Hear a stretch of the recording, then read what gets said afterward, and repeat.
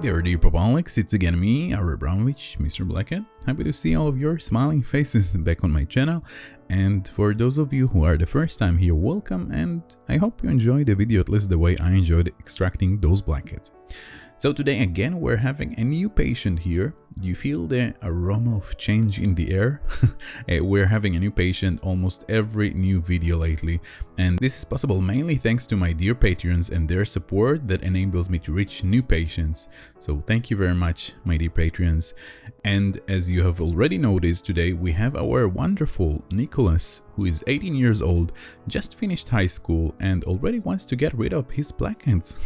This is his first treatment ever, no girlfriends to pick up on those blackheads and no popaholic mom to destroy this magnificent canvas for us to work on it today. I really can't explain to you enough the pleasure that I'm experiencing when I get these virgin pores to extract. There is something very special in a blackhead that is being extracted for the first time. I know that it sounds a bit weird, but hey, I'm sure many of you can identify, and you are the last people who can judge me, okay? You are watching me right now popping blackheads and enjoy it. It automatically puts you in a place where you cannot judge someone else's weirdness. Anyway, I've been thinking and thinking and thinking, what the heck am I going to talk about in this video? Actually, every video of mine starts like this, like I have nothing to talk about and then I just start writing the script, and out of nowhere I find myself can't stop writing about some kind of a topic. But seriously, this is one of the difficult things in this entire production, finding what to talk about, so I hope you appreciate it.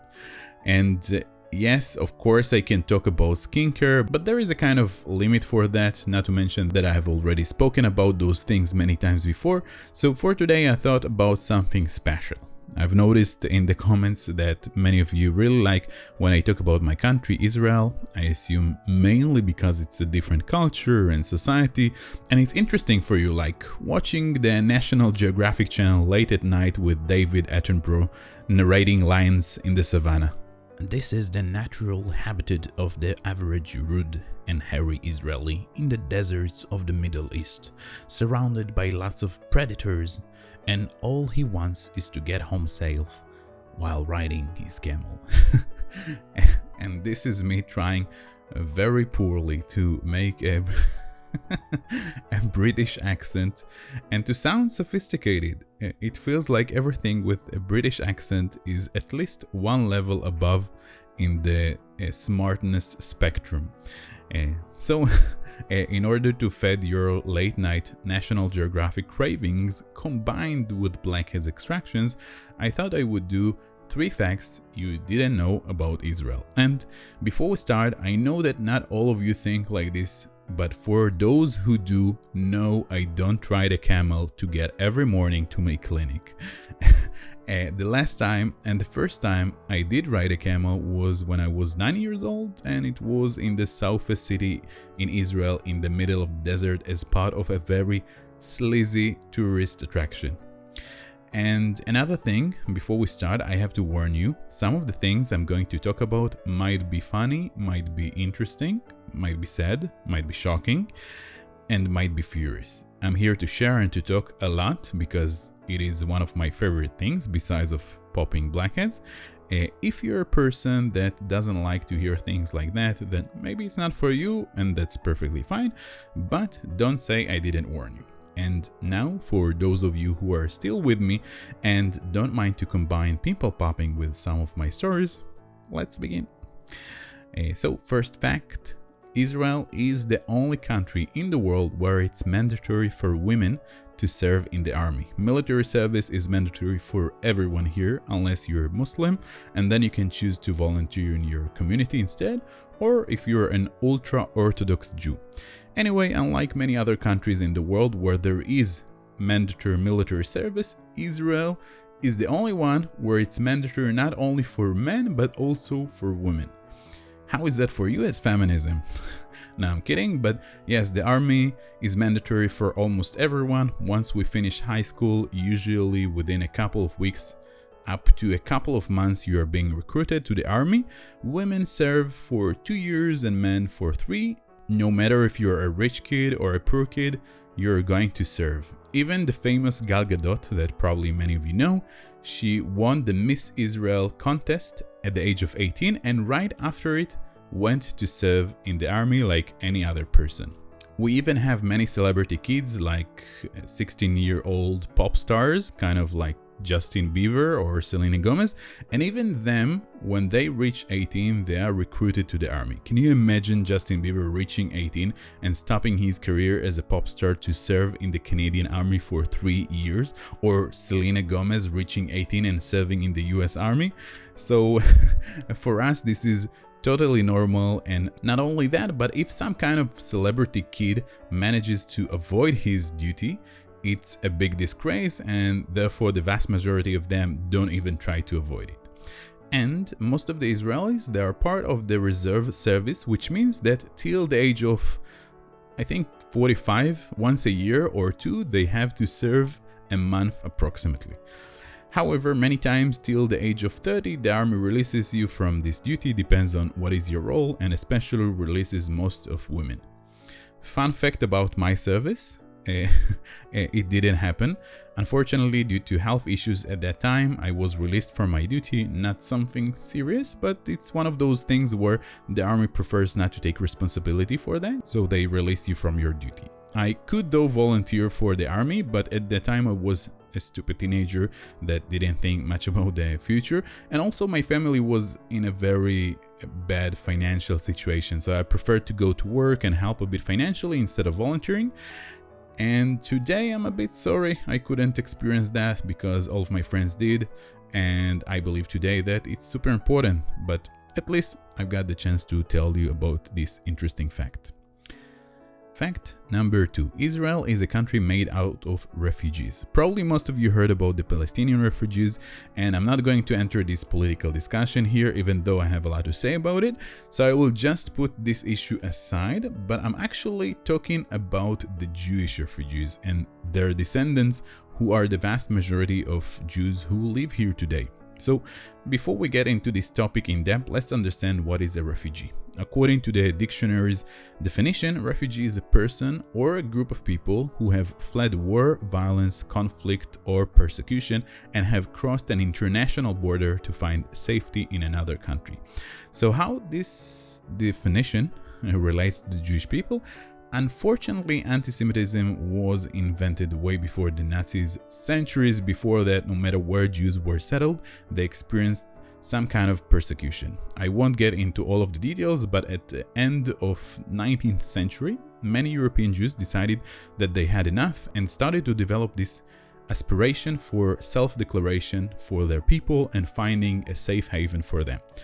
Long story short, many of those Jews basically fled the persecution and started to establish what's today known as Israel. And as all of us know, during the Second World War, this persecution in Europe escalated, which caused a massive amount of Jewish refugees to leave their homes in Europe and to come here. As well, many people don't know this, but even Jews who lived in the Arab countries for centuries and centuries, many of them even before the Muslim Empire have spread across the Middle East and North Africa, were also persecuted by the Muslims, and their situation was much worse than the Jews in Europe. And with the establishment of Israel in 1948, the persecution in the Arab countries escalated so much that some of the things that happened there were much worse than many things that happened during the Holocaust. And this terrible escalation caused almost 1 million Jewish refugees to fled their homes in those Arab countries, which the vast majority of them, around 900,000 people, came to Israel eventually. Even today, while we're speaking, Jews around the world leave their homes because of persecution and come to Israel to live safely. Many Jews from France in the past decade, for example, come here. Many American Jews and German Jews because of terror attacks and anti-Semitism that is on the rise again. Even about a week ago, there was a terror attack in Vienna. A person with an automatic weapon went to a Jewish neighborhood right in front of a synagogue and started shooting at people there, killing 4 and injuring 20. So, to sum it up, Israel is a tiny melting pot of Jewish refugees from around the world, and I hope now you know it. even though the reason for the establishment of Israel might be a bit sad, but at least I'm happy we have kind of safe home nowadays. And for the third fact, we will finish with something a bit more positive. Israel is one of the only countries in the world that has today more trees than it had 100 years ago. Not only that, but till 2019, Israel was the only country in the world for the past decades that has a growing number of trees every year. The reason for that is that planting trees is a big part of our culture, tradition, and religion. It's so cultivated in our culture that we have a holiday in which we celebrate kind of a birthday for the trees. And as a kid, we were even taken from school a couple of times to plant trees in places around the country where the government wants to grow a forest. And I remember it was a very big and exciting celebration for us, the kids. This kind of plantation culture in Israel started, if I'm not mistaken, in the early 20th century, where Jewish refugees started to come to Israel, and all the area of Tel Aviv and around it was full of swamps. You couldn't create any agriculture, and there were also deadly mosquitoes with malaria. So in order to dry out the swamps, they started to plant eucalyptus trees. I hope you say eucalyptus. In Hebrew you say eucalyptus, so I don't know. In English it would be eucalyptus trees, and apparently those trees that they planted worked. As well, the majority of the land was desert, so in order to create more life, people and especially the leadership were motivating everyone to plant many trees and create forests. Today we have many beautiful forests here that 100 years ago didn't even exist. That's about it for the facts for today. I thought I would do more than 3 facts at first, but then I really explained each and every one of them in depth, which took a lot of time, and I didn't know if you would like it or not, so I said I will give it a try. And if you like this kind of interesting fact, then I have plenty more that I can talk about in the next videos.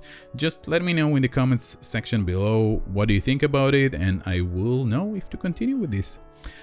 That's it for today. I hope you have liked the commentary. I definitely enjoyed making it, and now enjoy the rest of the video with the music I've chosen, especially for you.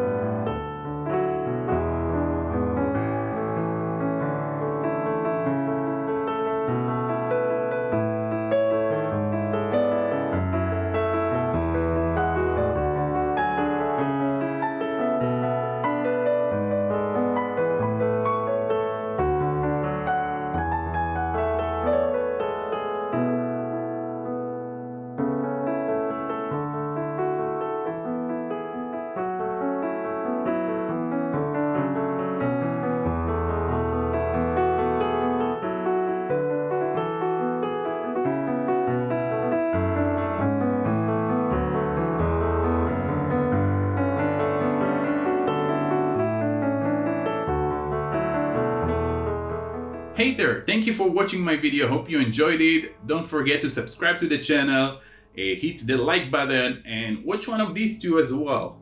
See you next time, Mr. Blackhead.